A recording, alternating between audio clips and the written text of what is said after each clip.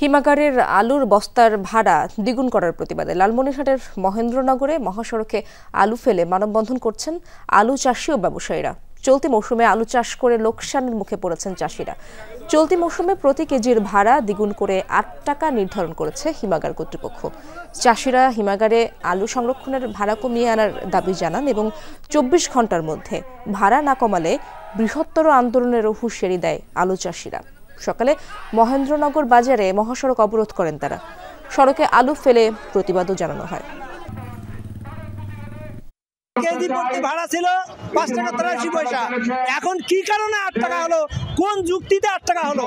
সার কিনছি ১৫০০ টাকা বস্তা, আর সেখানে আলুর দাম হলো ১০ টাকা। আমরা ঊর্ধ্বতন কর্মকর্তাকে জানাইতেছি যে আলুর স্টোর ভাড়া কমিয়ে নেওয়ার জন্য আমাদের আন্দোলন।